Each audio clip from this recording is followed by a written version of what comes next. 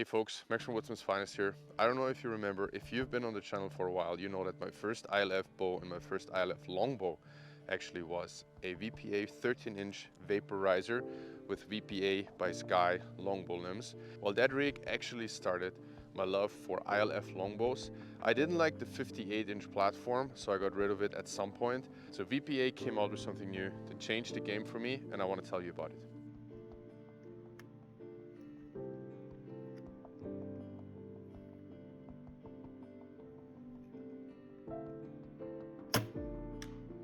Oh, het is wijd. Dat was just maar on. Ja.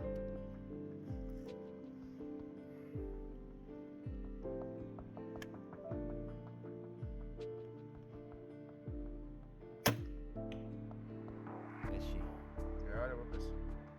Hey folks, thanks for tuning in and welcome to the absolute gorgeous fall colors of Upper Austria.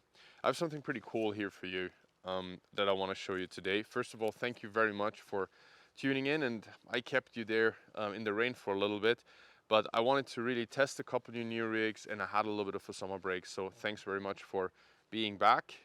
Like and subscribe if you have been liking this series, and that's about it. All I want to say for today, except for give the push a follow. It's the best archery one single string platform out there, in my opinion, for everybody to really reach their potential.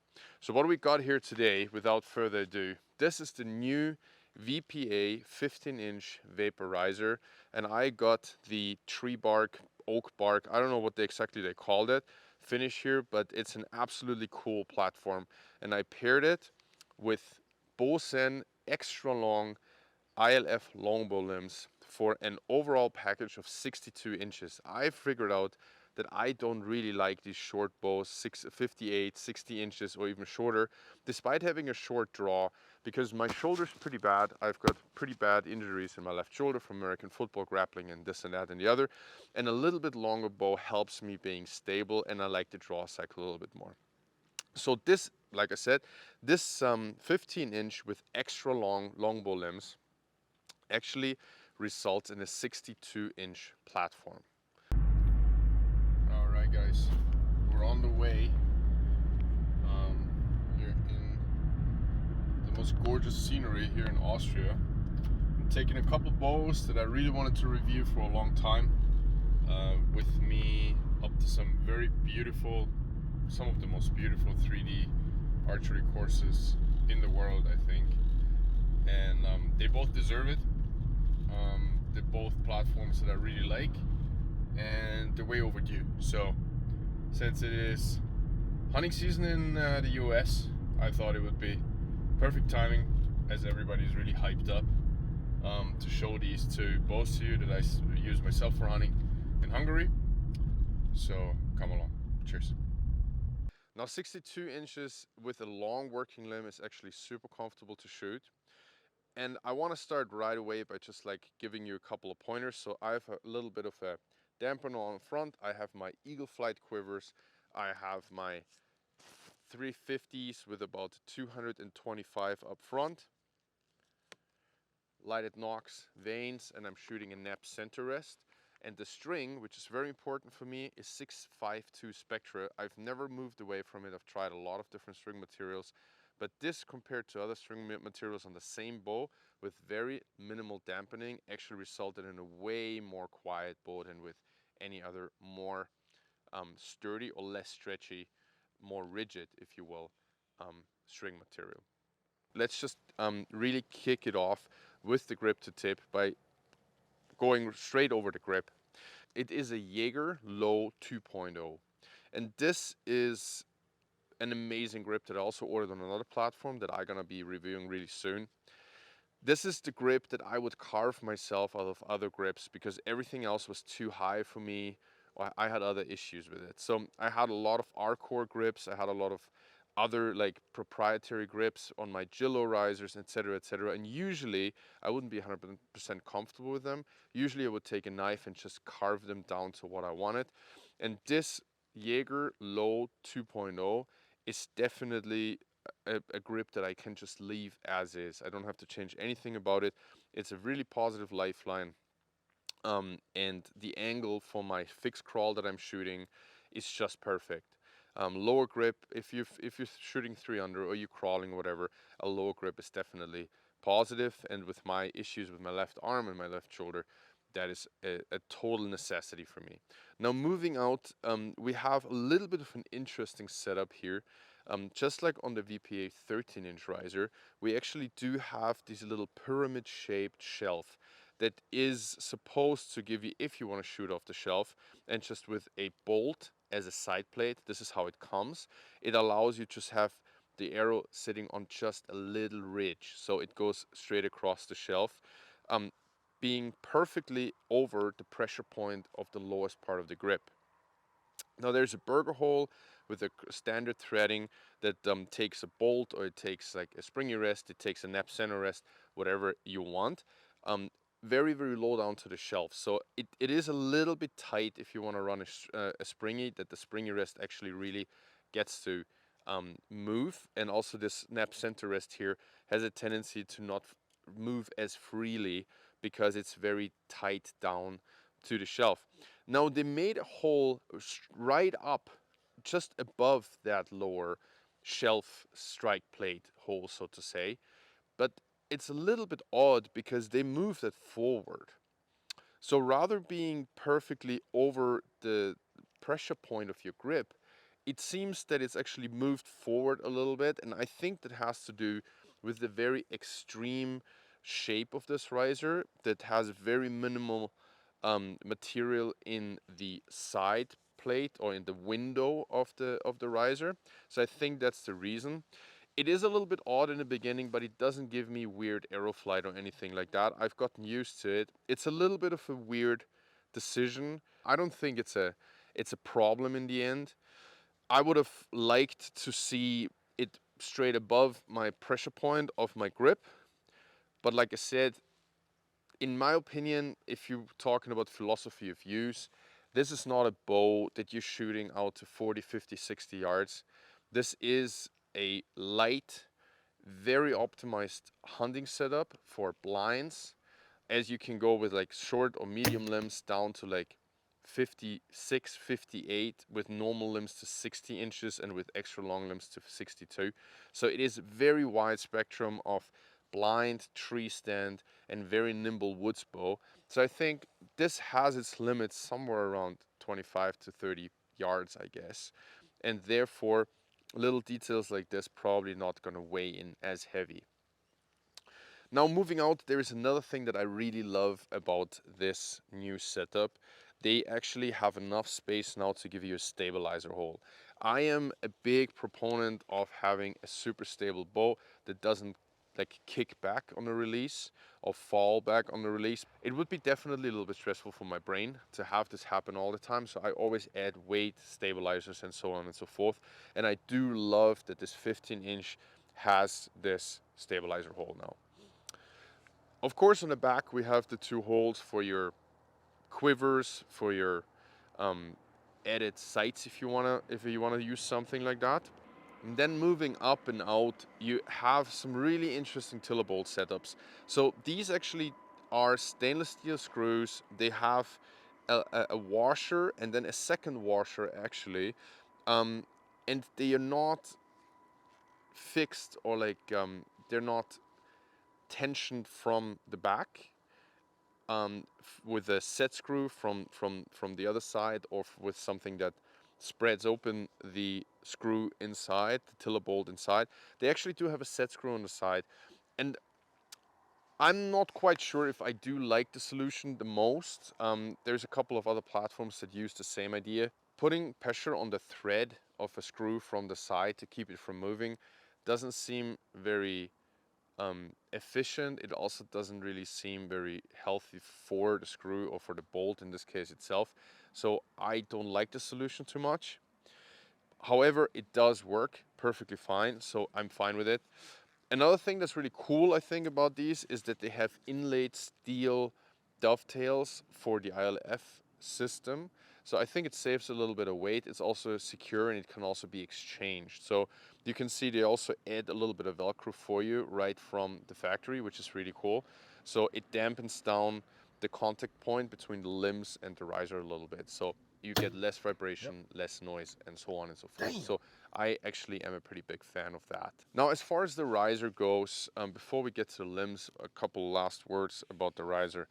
The price point is really awesome. Now, if you're just right up front, the I think the limbs are somewhere about 220 bucks. These are the carbon foam limbs. The riser, I think, is somewhere between $300 and $400. I think it's one of the cheapest ways to get into an absolutely high-end setup. Even with my 27-inch draw, the setup here with these BOSEN Longbow limbs, which in my opinion are the best longbow limbs on the market, no matter the price. I've tested them all up to $600-700 bucks, and in my opinion, these limbs they're really forgiving, they're super repeatable. I sometimes draw 3 or 4 times with a digital scale to the exact same number of poundage. Now, like I said, I think this is an absolutely great price point to get into this high-end hunting bow realm that gives you super much efficiency. I'm shooting these bows over 170 feet per second with heavy hunting arrows at a rather short draw of 27 inches. I have had already a video out about my BOSEN limb collection on different risers that actually show you how fast these limbs really are. And this is even a shorter riser than that they were tested on. So these are getting over 175 feet per second in my opinion with heavy hunting arrows, but there's another test video coming out very soon, so stay tuned for that. So overall, I think the 15-inch riser is a really interesting platform. Now the 13-inch riser had very relaxed limb pad angles because it was so short and they wanted to make it work on a lot of different limb setups and limb profiles, because obviously most ILF limbs are not made for a 13-inch riser. So not to stress the limbs too much, they gave him very relaxed limb pad angles, there was a lot of deflex, and it was very nice and stable for such a short riser because of the heavy deflex. You would think that the 13-inch riser would be great for a shorter draw because it is so short. However, I sometimes saw that limbs that would have 50 pounds, for example, at my draw on a 19-inch riser would hardly pick up any poundage to the 13-inch, and it should actually be 6 pounds heavier. Now with this riser here, I think the limb pads are a little bit less relaxed. They're a little bit more standard. And so I think they do pick up a little bit of weight, but you even with this riser coming down from a 19-inch, so these limbs are rated on a 19-inch riser, and they should be 4 pounds heavier on a 4-inch shorter riser. That's the math we usually do. However, it doesn't work out that way. So if you're worried that the limbs that you have that you really like would get super heavy for you, 4 pounds heavier in fact, if you switch from a 19 to this 15, I think you would probably gain 2 pounds, but not the whole 4, which is really nice actually. Well folks, let's talk about the limbs for a moment. Like I said before, I think this is a really high value package. The BOSEN Longbow limbs are the best value in the market for me, bar none. I have to say these are the best performing longbow limbs. If you're getting into ILF longbows, you're gonna realize very quickly that these risers are not necessarily made for longbow limbs. The whole ILF idea was developed for recurve limbs, and so a lot of the longbow limbs on the market have something that you call noodling, which means that they don't have a lot of pretension and they have a tendency to be really unstable. So you would grab them here and hold them and they would completely deflate and fold. In order to prevent that, you have to get them to a very high brace height. But there, they're actually losing a lot of performance. The brace height is another topic, and I'm getting a lot of questions, especially about this bow, because I was teasing it quite a bit. Sorry for that. And then took a long summer break. Sorry for that as well.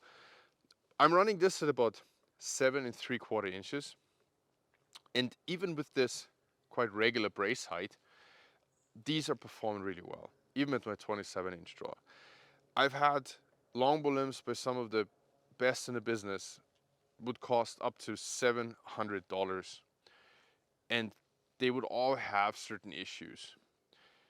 Now, a longbow limb is never going to be optimized for an ILF platform. However, BOSEN somehow figured out, and I want to as well emphasize on that, this is a proprietary design. This is not like a Chinese company knocking something off.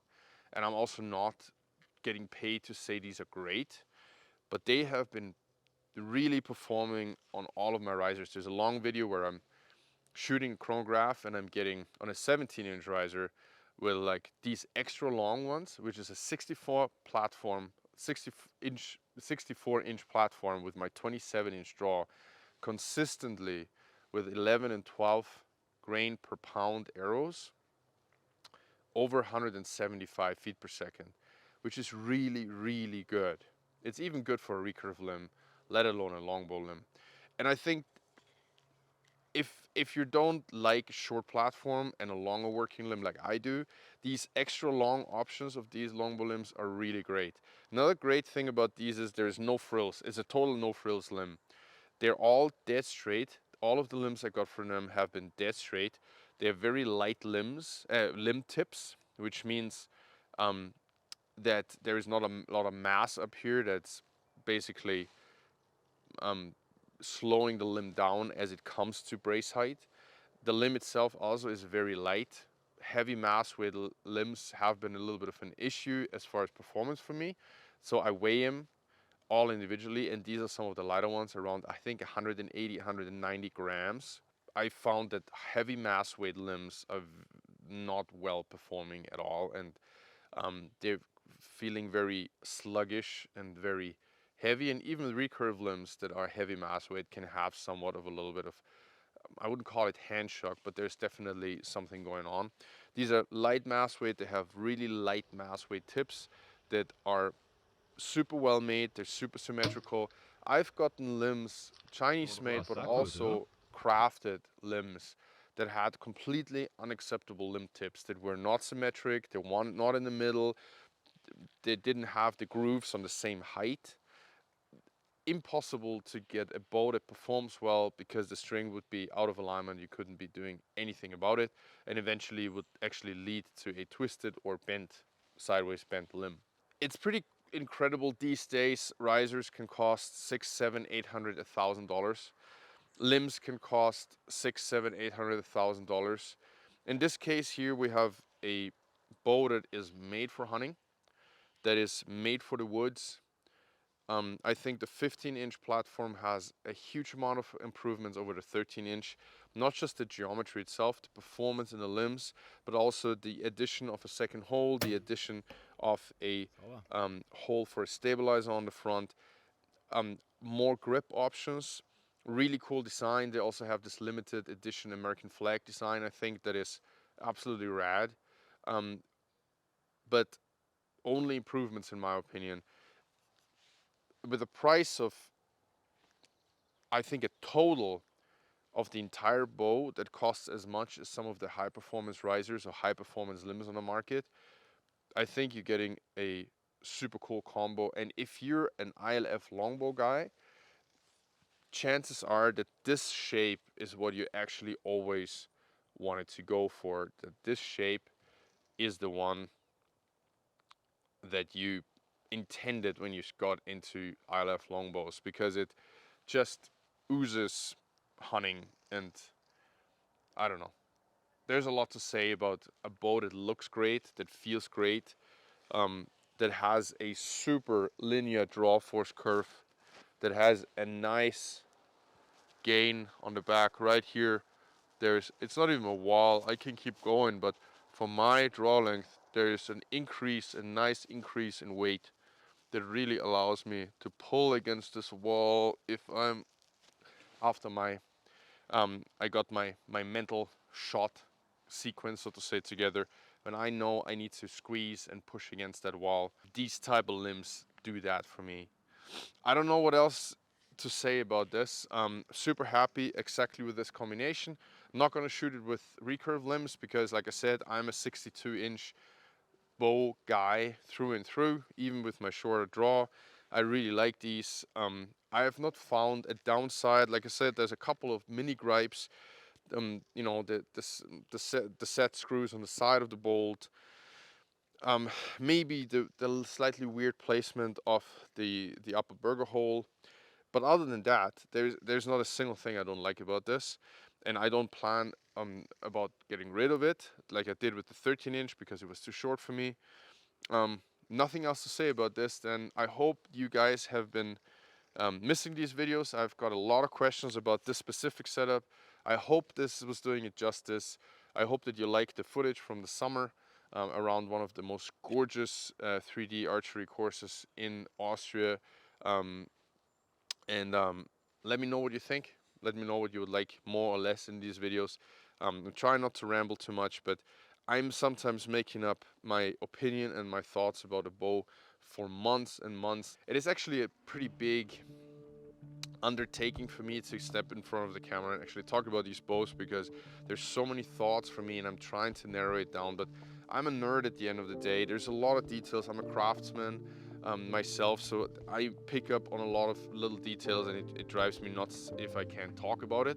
So I hope this is okay for you guys and you've been enjoying this. And there's something pretty darn cool coming up. A really cool video comparing a lot of different longbow limbs on the market.